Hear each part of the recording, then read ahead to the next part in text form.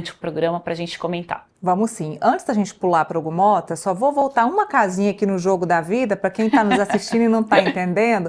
Não é que o Tarcísio pegou o avião, chegou aqui do nada e resolveu tocar o interfone lá do condomínio do Bolsonaro, não. Houve uma determinação, uma decisão do ministro Alexandre de Moraes, que liberou hoje algumas visitas de algumas pessoas que já haviam solicitado de forma judicial essa visita, e quem foi a primeira pessoa que pediu essa visita foi o Tarcísio. Então hoje ele está liberado. Eu sei que amanhã também a vice-governadora do Distrito Federal, Celina Leão, também está liberada para essa visita, entre outras autoridades. São mais 3 autoridades, se eu não me engano. Então tá explicado, o Tarcísio tá lá, tivemos as imagens, e se a gente conseguir falar com ele na saída ali do condomínio, a gente conta aqui para vocês. A Andresa estava dizendo sobre o vídeo. Eu vou pedir para a produção rodar um vídeo que nós preparamos, mostrando para vocês todo o encaminhamento da presidência do deputado Hugo Mota, dessa forma que ele não consegue contornar, ele não consegue liderar e se posicionar, tendo ali que colocar a mão na mesa o tempo todo. Vamos ver esse vídeo.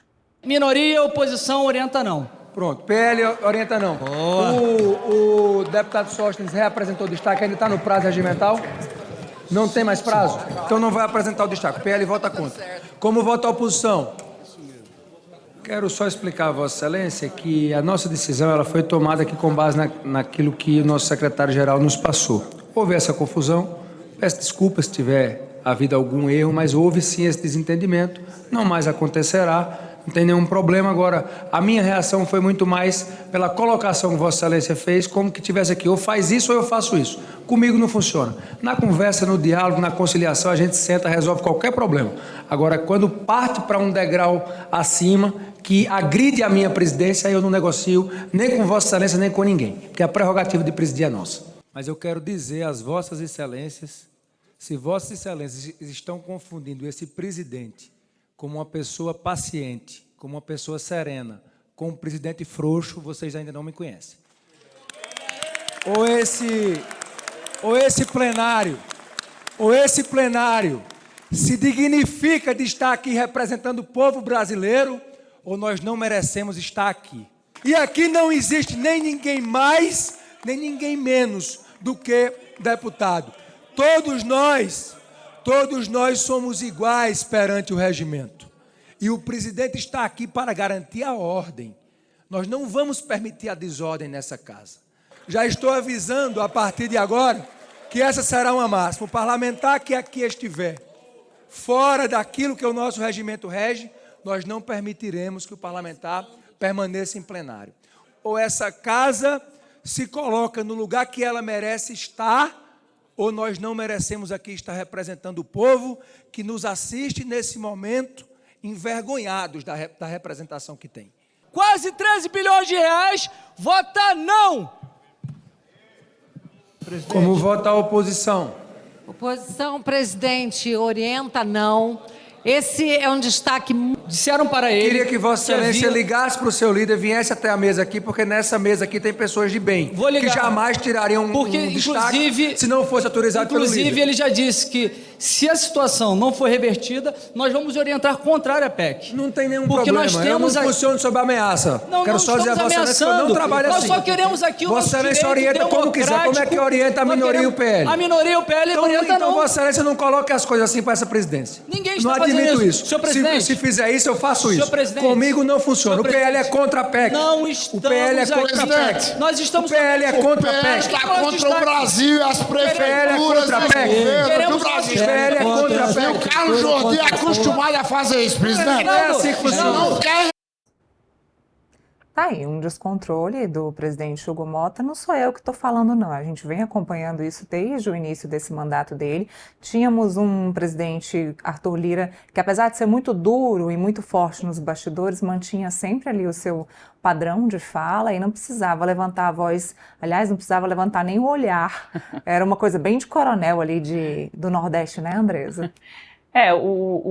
Na verdade, o Arthur Lira, ele tinha o respeito da Câmara dos Deputados. O que acontece com o Hugo Mota é que ele perdeu completamente o respeito, eles já não reconhecem mais o Hugo Mota como presidente da Câmara e ele está com muita dificuldade, né, de tomar esse poder de volta. Então, segundo eu conversei, apurei aqui, Neila, o que o Hugo Motta está muito bravo, muito nervoso com tudo isso que aconteceu, principalmente ontem, com essa tomada ali, e ele considera o seguinte, que quiseram expor uma tutela sobre ele da parte do ex-presidente Arthur Lira. Tanto é que teve ali um embate, né, entre o Sóstenes, que é do PL, com o Hugo Motta, e o Sóstenes depois sai dali e vai para o gabinete do Arthur Lira. Então, o Hugo Motta ficou incomodado com isso, porque ele já percebeu que o estão tratando como um café com leite. Quando você tem que negociar mesmo, você vai falar com quem manda, que no caso é o Arthur Lira, o Rodrigo Maia, que é ex-presidente da Câmara, ou o Ciro Nogueira, que é o presidente nacional do PP. Então, com ele, as negociações já não se dão.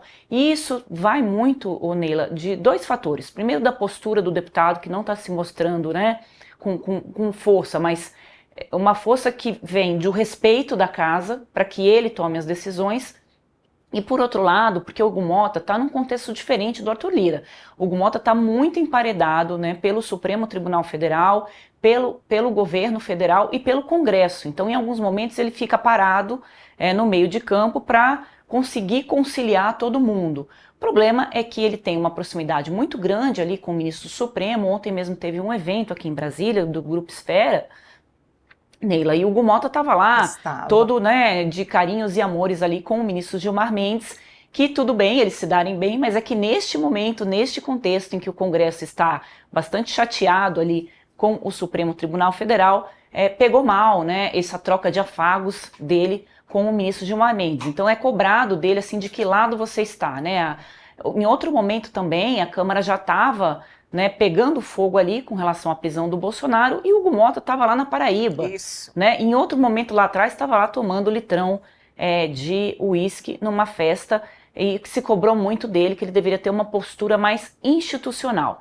Ocorre que ninguém ali no Congresso, na Câmara dos Deputados, pode reclamar do Hugo Motta, porque eles deram maioria de votos. Queria até pedir para a produção me dizer quantos votos ele foi eleito, acho que uma votação recorde, para que ele sentasse ali na cadeira da Câmara. Então eles empoderaram o Hugo Motta num acordo político ali, né, inclusive o PT, e agora estão pagando as consequências de terem dado poder a ele. Inclusive o PL. Inclusive o PL.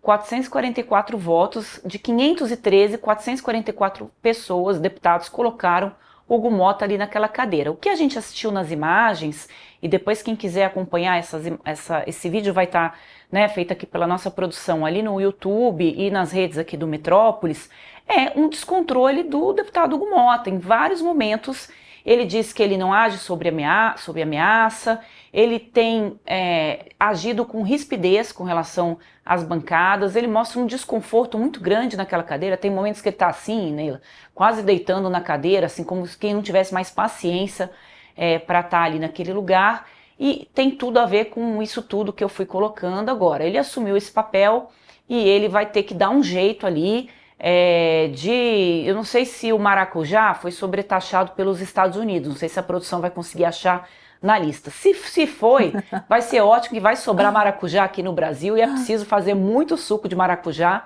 para o Hugo Motta, porque este temor, né, esse desconforto, na verdade, que ele teve ontem, de colocar que os parlamentares quiseram mostrar que ele só atua sob tutela do Arthur Lira, e isso já aconteceu. E como é que ele vai encontrar o caminho de volta? Muito difícil. Ele vai ter que pautar a anistia, ele vai ser pressionado a isso, ele não vai conseguir fazer com que os trabalhos do Congresso, da Câmara andem se ele não pautar a anistia. E eu coloquei uma nota na minha coluna essa semana, Neila, que não tem nada a ver com o Bolsonaro. Tá todo mundo usando essa questão da anistia, essa questão do Bolsonaro, para poder tratar dos seus interesses pessoais. Sim. Principalmente a gente está falando de dinheiro de emenda que o governo está represando para depois poder negociar na hora certa, e de acordos eleitorais para as eleições de 2026, porque é nisso que os deputados estão pensando. Ninguém está nem aí para o Bolsonaro. Então eles vão esticar essa corda com esse discursinho da anistia, na verdade, para conseguir colher os louros eleitorais, para que todo mundo tá de volta aí em 2027. Aliás, um título excelente da matéria, não vou me lembrar, mas algo do tipo, todos estão usando o Bolsonaro, não era isso? É isso aí, convido aí todo mundo a ler, porque ali tem, né, um pouquinho do que eu ouvi das correntes que estão dividindo o país hoje, né? Você tem a esquerda, você tem o centro e você tem a direita com os seus extremos. Ah, sempre foi assim, Andresa? Nem sempre, né? O Centrão sempre esteve com o pé no governo e agora a gente vê que ele está descolado da política e aqui a nossa função é essa, né, Neila? Trazer um pouco do contexto para todo mundo entender esses jogos da política que às vezes parecem, mas não são o que a gente está assistindo. Né? Olha, então, como a Andresa disse, o Hugo Mota vai precisar pautar o PL da anistia para que a Câmara consiga trabalhar. Ontem, como eu expliquei, no final de todos os trabalhos e de todo o tumulto que teve lá na Câmara, o deputado Sóstenes, que é líder do PL na Câmara, disse que houve sim essa negociação, houve a negociação de se pautar o PL da anistia. Agora, pela manhã, o Hugo Mota veio dizendo que não houve essa negociação, disse que a presidência da Câmara é inegociável, que isso vai ficar claro e que as matérias só vão ser pautadas da forma que ele, como presidente, assim definir. Ô Neila, Sim. só que a nossa produção aqui, a nossa diretora Maria Clara, muito rápida, já disse que o maracujá foi taxado em 50%. Então, Poxa vida. a gente vai ter maracujá suficiente para ver se o Hugo Mota se acalma aí e para de bater boca com parlamentares ali, né, na Câmara. Cabe a ele botar água na fervura e não esquentar ainda mais o tema. Desculpa te cortar. Agora é a gente entender em quem a gente tem que acreditar. Se é no presidente da casa, Hugo Mota, que disse que não vai pautar nada assim se for pressionado, que não houve acordo para pautar o PL, ou se a gente acredita no Sóstenes ou na direita, que diz que sim, esse assunto será pautado.